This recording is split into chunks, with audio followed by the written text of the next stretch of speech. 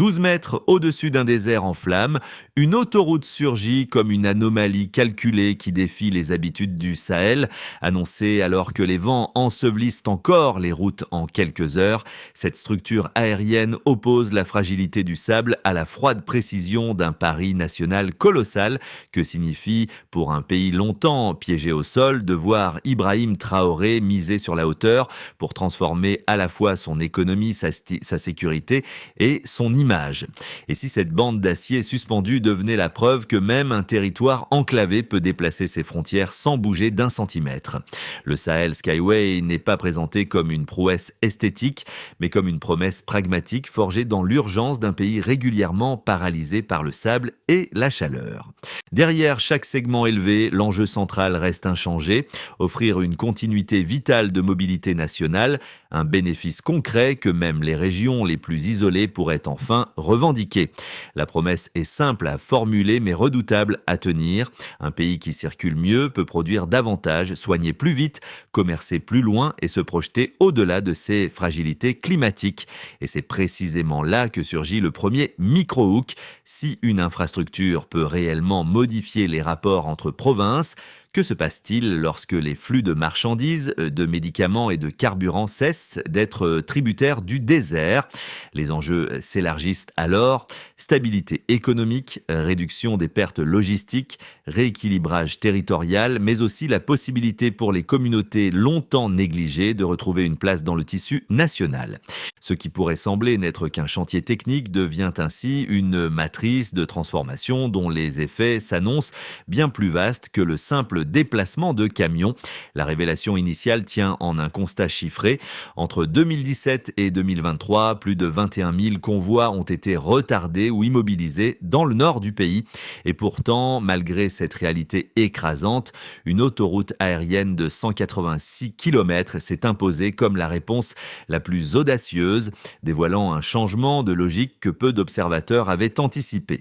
Cette bascule éclaire d'un jour nouveau la décision prise par Ibrahim Traoré lorsqu'il a défendu l'idée qu'un pays enclavé pouvait surmonter son propre territoire en le dominant verticalement. Pendant des décennies, les routes nationales se sont dissoutes sous les rafales de l'harmattan, ensevelies sous 40 à 90 cm de sable, transformant des provinces entières, Seno, Yaga, Namentenga, Bam et Matinga, en archipels isolés dès que la saison sèche atteignait son paroxysme.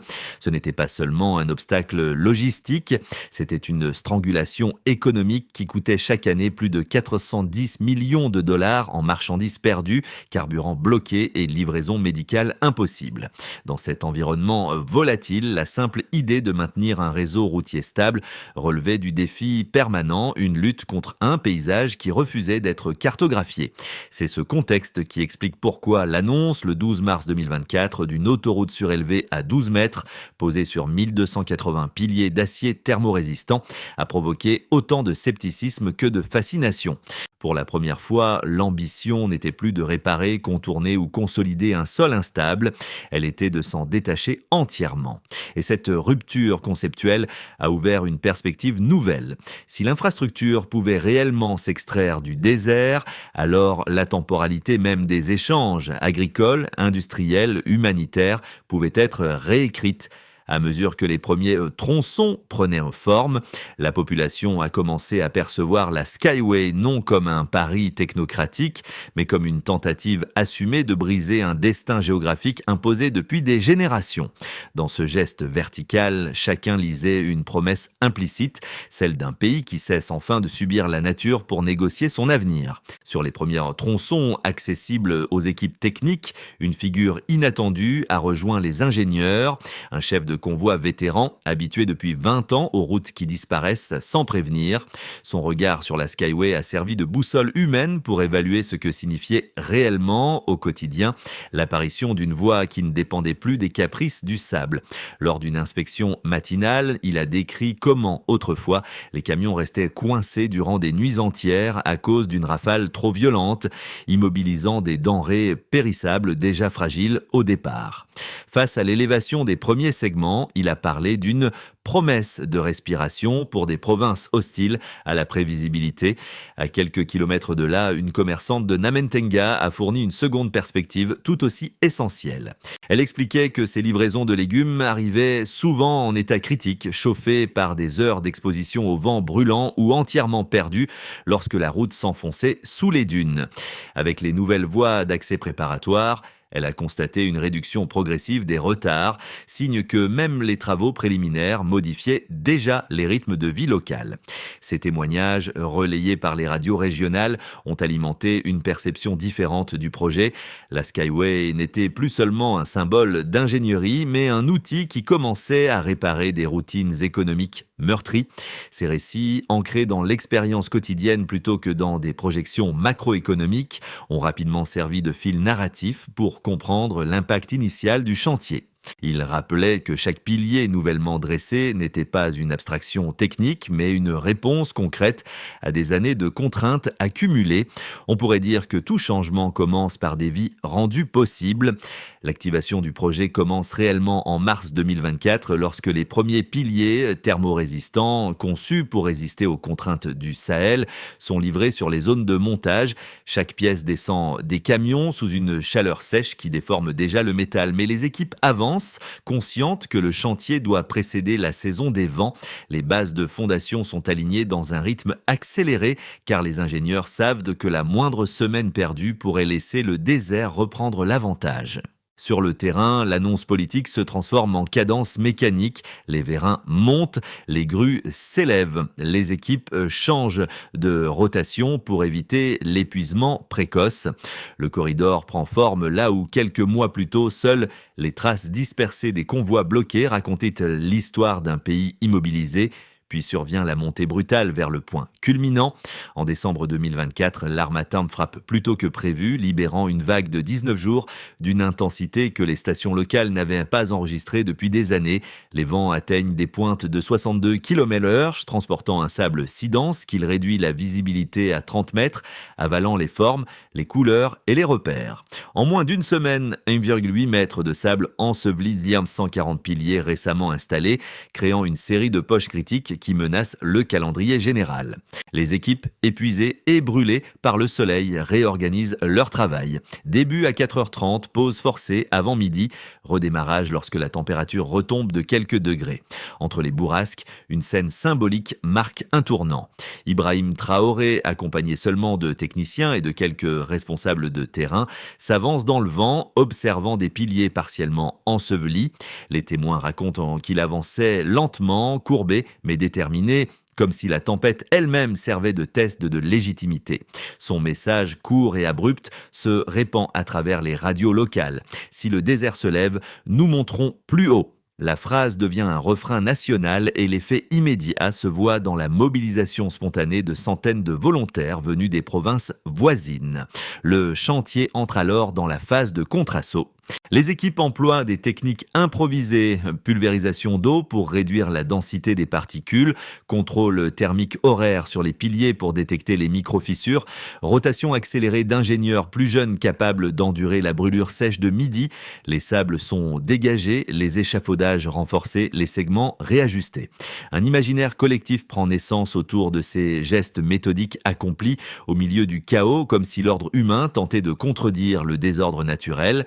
Dans cette lutte quotidienne, les ouvriers affirment que le désert a cligné des yeux en premier, une métaphore relayée bien au-delà du chantier. Lorsque la tempête s'essouffle en janvier 2025, la dynamique change. Les images circulent, une grue figée en plein levage, un pilier à moitié enterré mais toujours dressé, une rangée de travailleurs formant une ligne face à un mur de sable presque 2 fois leur taille. Ces scènes, donc reprises par les médias internationaux, donnent à la Skyway une portée qui dépasse la technique. Alazer parle de route qui refuse de mourir. DW évoque l'affrontement le plus improbable d'Afrique entre ingénierie et nature. La question se répand dans les réseaux américains. Pourquoi un pays oserait-il bâtir une autoroute à 12 mètres du sol ? La réponse se lit dans la séquence d'événements, activation disciplinée, tempête dévastatrice, riposte nationale, consolidation méthodique. Ce fil narratif compose la trajectoire d'un pays qui refuse la résignation et qui, malgré les obstacles climatiques et logistiques, transforme chaque revers en accélérateur. Le désert a tenté une offensive majeure, mais la Skyway a répliqué avec une détermination collective qui redessine les contours du possible. Le point de départ, la baseline, est brutal. Avant le début du chantier, certaines routes du nord disparaissaient sous 40 à 90 cm de sable, créant un état chronique d'isolement provincial que même les opérations de dégagement quotidiennes ne parvenaient plus à compenser. Le delta apparaît dès les premiers mois de construction lorsque les voies préparatoires et les segments surélevés commencent à réduire l'exposition directe des convois aux rafales, modifiant discrètement la vitesse de circulation. Ce simple renversement de conditions du sol instable vers une élévation maîtrisée constitue la première rupture mesurable du projet. Les ingénieurs affirment que la réduction de contact avec les dunes offre une continuité opérationnelle inédite et pour les transporteurs, cette transition annonce un changement profond dans la gestion des flux à longue distance. Le premier indicateur quantifiable concerne les 21 000 retards enregistrés entre 2017 et 2023, accumulation qui résume 6 années de friction logistique permanente. Cet indicateur compte parce qu'il traduit des pertes économiques répétées. Le second, l'impact annuel estimé à 410 millions de dollars, décrit un coût direct pour un pays dont les marges budgétaires restent limitées. Cette somme illustre la pression financière d'un système routier soumis au désert. Le troisième chiffre, celui des 1140 piliers ensevelis temporairement durant la tempête de décembre 2024, montre la vulnérabilité physique du chantier face à l'harmattan. Il rappelle que la construction dans le Sahel exige une résilience que peu de projets internationaux ont dû mobiliser. Ces trois nombres structurent la compréhension du défi. Un réseau routier qui s'effondrait sous le sable, une économie qui saignait lentement et un chantier exposé à des rafales capables d'ensevelir des dizaines de structures en quelques jours. C'est en les plaçant côte à côte que la logique du projet devient tangible. Réduire les retards signifie débloquer des milliers de convois chaque année. Limiter les pertes financières signifie libérer une capacité d'investissement interne. Résister à des vents destructeurs signifie garantir la durabilité d'une infrastructure destinée à durer des décennies. Les équipes techniques ont utilisé ces données pour ajuster leur stratégie. Elles ont renforcé la surveillance thermique afin d'éviter la déformation des piliers. Elles ont modifié les horaires de travail pour contourner les pics de chaleur. Elles ont établi des corridors de dégagement rapide autour des zones ensevelies. Elles ont documenté chaque intervention pour établir un référentiel d'adaptation au climat. Ce corpus de mesures donne à la Skyway une dimension nouvelle. Il ne s'agit plus seulement d'un pari architectural, mais d'un laboratoire national d'ingénierie climatique. Chaque tempête devient une session d'apprentissage accéléré. Chaque réparation nourrit un protocole qui pourra être répliqué ailleurs. Chaque ajustement transforme une contrainte en méthode. À mesure que ces pratiques s'accumulent, un phénomène secondaire émerge, la réduction progressive de l'incertitude. Les transporteurs peuvent planifier leurs itinéraires avec un risque moindre. Les commerçants intègrent des délais plus fiables dans leur cycle de distribution. Les provinces autrefois isolées réapparaissent dans les flux économiques nationaux. Les hôpitaux périphériques reçoivent enfin des envois réguliers de médicaments. L'ensemble de ces éléments démontre que les chiffres ne servent pas seulement à mesurer l'avancement du projet, ils en révèlent la portée structurelle, bien au-delà des piliers et des segments visibles. Ils traduisent une dynamique où le désert cesse d'être un arbitre absolu pour devenir un paramètre maîtrisé. Et c'est dans cette inversion méthodique du rapport de force que la Skyway trouve sa justification la plus solide. On pourrait commencer par évoquer les commerçants de Seno et Yaga voient leur délai diminuer. Les produits frais arrivent avant de se détériorer et les cliniques reçoivent des fournitures médicales sans les interruptions qui pesaient lourdement sur leur fonctionnement. Les coûts de transport chutent, les marchés locaux stabilisent leurs prix et près de 96 000 foyers bénéficient d'un accès plus fiable aux circuits économiques. Dans cette perspective, la Skyway devient un instrument de reconnexion territoriale. Elle représente un mécanisme concret de réduction des disparités internes. Le second argument favorable découle de la portée géopolitique inattendue du projet. Les analyses américaines montrent que la Skyway pourrait réduire les délais de transport dans la région sahélienne jusqu'à 63%. Cette estimation, reprise par des experts en infrastructure, rapproche le projet de la logique qui avait sous-tendu l'Interstate System des États-Unis en 1956. Des voix en Afrique de l'Ouest y voient une preuve que l'innovation structurelle peut naître d'un pays enclavé longtemps sous-estimé. L'impact international renforce ainsi le statut stratégique de l'infrastructure. Face à ces arguments, la version Stillman des critiques doit être exposée clairement. Pour certains opposants, un chantier de 3,2 milliards de dollars représente un risque budgétaire difficile à absorber pour un pays en développement. Ils craignent qu'une dépendance excessive à une seule infrastructure rende l'économie vulnérable à tout incident majeur, qu'il s'agisse d'un effondrement localisé ou d'un acte de sabotage. D'autres dénoncent une possible concentration d'investissements en faveur du Nord, au détriment d'autres régions ayant aussi besoin de routes, de réseaux hydrauliques ou d'écoles. Pour eux, la Skyway pourrait devenir un symbole d'asymétrie territoriale plutôt qu'un levier d'équilibre. La réponse qui émerge des données existantes nuance ces inquiétudes sans les ignorer. Le coût annuel de 410 millions de dollars dû aux interruptions logistiques montre que le statu quo aurait continué d'éroder l'économie nationale. Les retards massifs accumulés avant la Skyway révèlent une vulnérabilité qui ne pouvait plus être corrigée par de simples réparations routières, et les bénéfices déjà observés dans les provinces isolées suggèrent que la valeur redistributive de l'infrastructure pourrait dépasser les risques perçus. Ainsi, la critique reste légitime, mais les éléments disponibles indique qu'une absence d'action aurait coûté davantage qu'un chantier ambitieux.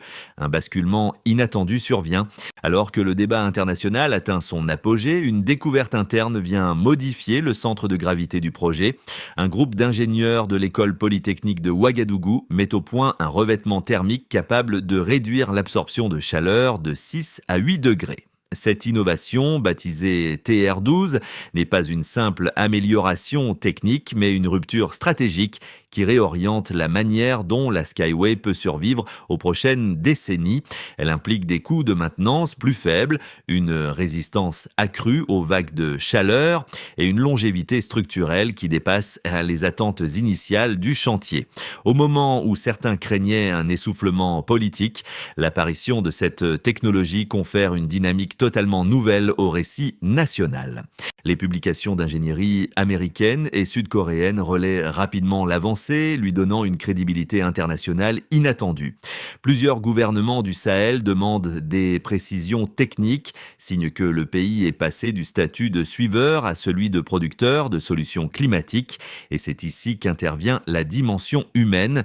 L'innovation renforce l'image d'un leadership technique incarné par Ibrahim Traoré, non pas comme figure héroïque, mais comme catalyseur d'un écosystème scientifique qui dépasse sa propre personne. Le Midpoint révèle alors une vérité plus large. La Skyway n'est plus un pari solitaire, mais une plateforme d'ingéniosité capable de transformer la position du pays dans la région. Pour l'État burkinabé, la Skyway agit comme un levier administratif et logistique qui reconfigure la manière dont les institutions gèrent les urgences et la planification territoriale. Les interruptions de route, autrefois traitées comme des fatalités saisonnières, deviennent désormais des exceptions que l'administration peut anticiper grâce aux tronçons surélevés et aux voies d'accès stabilisées. Les budgets destinés à combler année après année les dégâts causés par l'harmattan peuvent être réorientés vers des secteurs structurants, notamment la santé et les infrastructures secondaires. Cette nouvelle logique, plus prévisible, crée un cadre où la stratégie publique cesse de réagir au désert pour commencer à le devancer. Pour les entreprises, la transformation est tout aussi déterminante. Les transporteurs, auparavant soumis à des retards chroniques, intègrent de nouveaux itinéraires qui réduisent leurs coûts et sécurisent leurs délais, un changement qui améliore mécaniquement la compétitivité des chaînes d'approvisionnement. Les commerçants des provinces du Nord constatent que la circulation régulière des produits dans le frais stabilise les prix, réduit le gaspillage et encourage l'ouverture de nouveaux points de distribution. Les sociétés de logistique réorganisent bien déjà leur schéma pour profiter d'un corridor qui promet une continuité opérationnelle presque impossible à imaginer avant 2024. Pour les populations locales, l'impact possède une dimension intime et immédiatement perceptible. Les familles de Seno ou de Yaga voient arriver des denrées qui, jusque-là, se perdaient dans les dunes ou achevaient leur trajet dans un état inutilisable. Les cliniques de campagne reçoivent des médicaments sans les interruptions qui forçaient souvent les soignants à improviser face à des situations critiques. Avec l'ouverture d'une rampe provisoire dans la province de B, les ambulances gagnent 42 minutes sur certains trajets vers Ouagadougou, une différence qui équivaut parfois à la limite entre la vie et la mort. Cet ensemble de changements renforce le sentiment d'appartenance nationale pour des communautés longtemps isolées par la géographie. À l'échelle régionale et internationale, les effets sont multiples et dépassent largement l'intention initiale. Les analyses américaines qui évoquent une réduction potentielle des délais de transport sahéliens jusqu'à 63% suggèrent que la Skyway pourrait devenir une infrastructure de référence pour plusieurs pays enclavés. Les observateurs allemands soulignent qu'une circulation plus stable atténuerait la vulnérabilité humanitaire liée aux isolations saisonnières. Certains think tanks européens, plus sceptiques, s'inquiètent d'un rééquilibrage géopolitique qui renforcerait l'autonomie de pays longtemps dépendants des structures d'aide occidentales. Mais dans le sud global, les échos sont dominés par l'optimisme, beaucoup y voyant une démonstration de souveraineté constructive. Dans cette mosaïque de conséquences, un point transversal émerge: le rôle catalyseur de l'élan politique.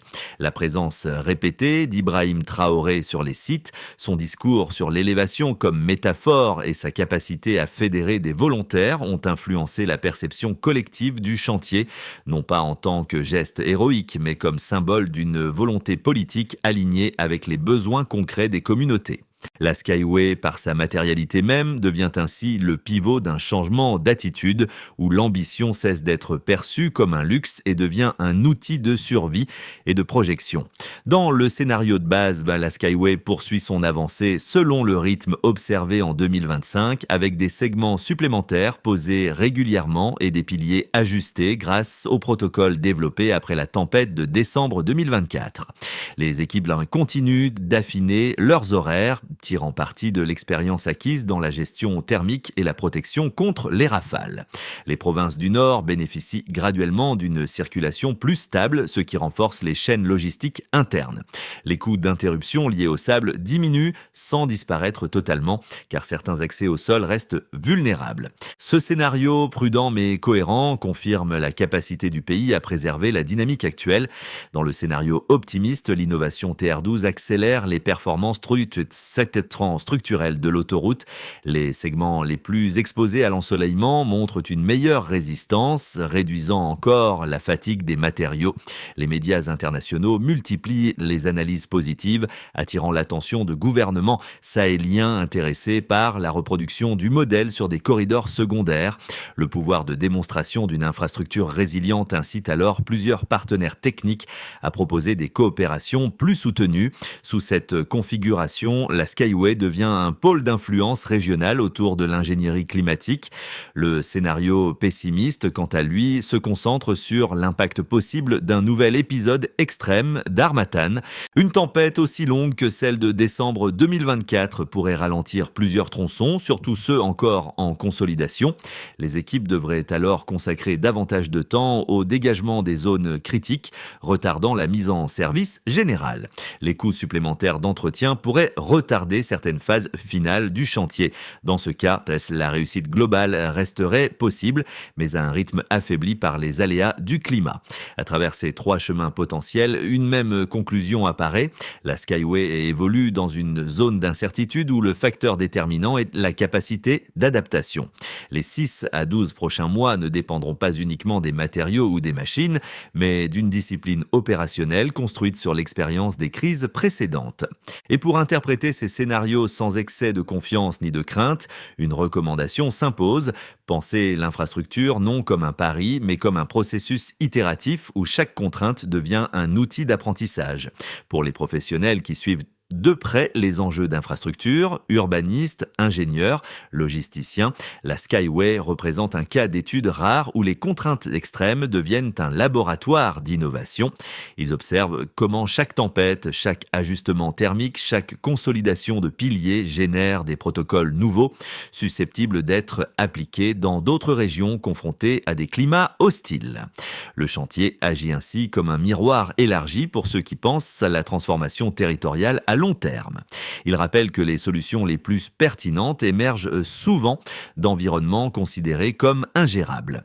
Cette observation nourrit une compréhension plus profonde du potentiel africain en matière d'ingénierie stratégique. Pour les familles, l'impact prend une forme plus concrète et émotionnelle. Elle projette dans la Skyway la possibilité que les distances cessent d'être synonymes d'isolement. Elles imaginent des livraisons de produits frais qui n'arrivent plus à varier, des trajets médicaux qui ne se jouent plus contre le sable et des retours de marché plus sûrs. Cette dimension quotidienne transforme une infrastructure lointaine en élément intime de stabilité. Dans leur récit, la Skyway devient non pas un objet technique, mais une promesse de continuité dans leur vie domestique. Pour les observateurs situés en dehors du pays, qu'ils soient chercheurs, diplomates ou membres de la diaspora, le projet ouvre un horizon différent. Ils y voient une expression de souveraineté constructive dans une région souvent décrite à travers ses fragilités. La manière dont l'infrastructure a résisté à la tempête de décembre 2024, puis capitalisé sur l'innovation TR12, illustre une dynamique qui rompt avec les narratifs de dépendance habituels. Cette perspective change subtilement la manière d'interpréter le rôle du pays dans le Sahel. Elle introduit l'idée qu'un chantier peut devenir un signal politique et culturel à part entière. À travers ces trois angles, le spectateur découvre que la Skyway ne se réduit pas à une autoroute, elle devient un repère, un cadre mental et parfois une inspiration silencieuse. Le premier axe de la feuille de route consiste à stabiliser les segments exposés en priorisant la surveillance thermique continue. Les équipes d'ingénieurs déjà entraînées depuis la tempête de décembre 2024 peuvent renforcer les contrôles toutes les 2 heures sur les tronçons sensibles. Cette mesure, réalisable immédiatement, se vérifiera par la diminution des micro-fissures détectées sur les piliers. Elle permet aussi de consolider les pratiques issues du chantier, transformant des solutions d'urgence en normes opérationnelles.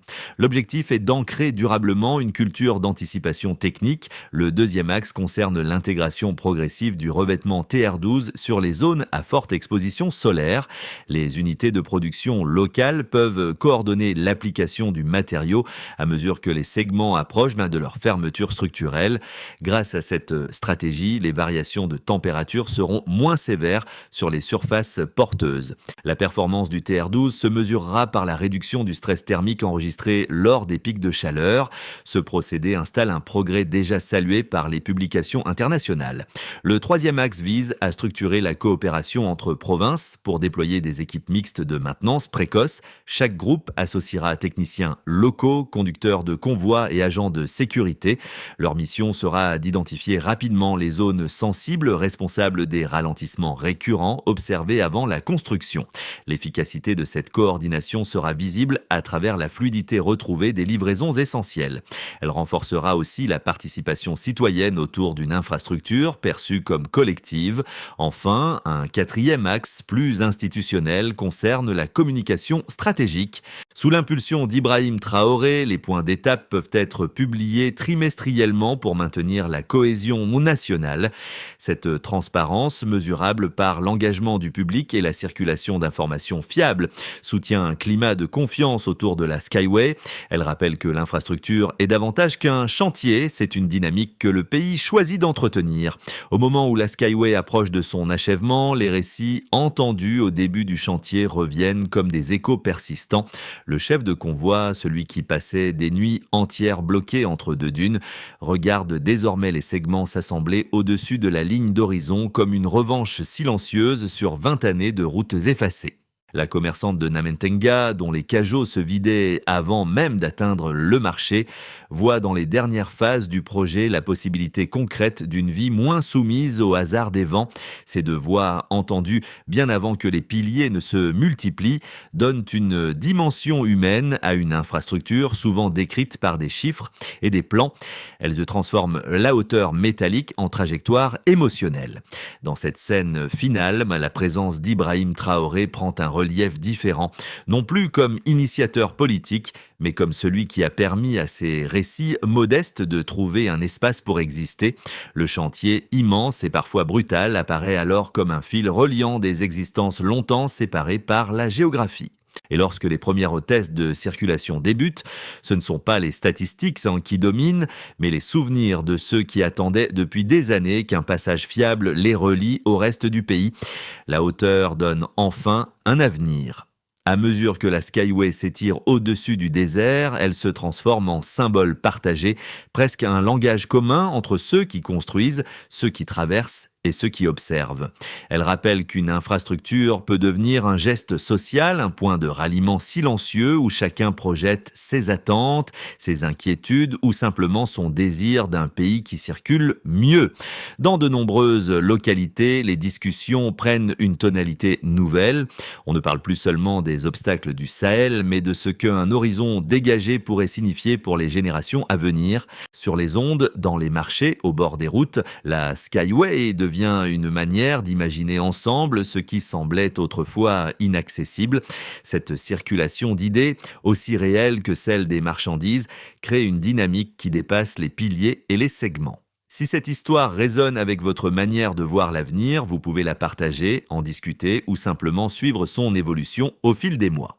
Après tout, une infrastructure ne prend sens que lorsqu'elle inspire un mouvement collectif. Et vous, quelle place donnez-vous à cette élévation dans votre propre vision du Sahel ?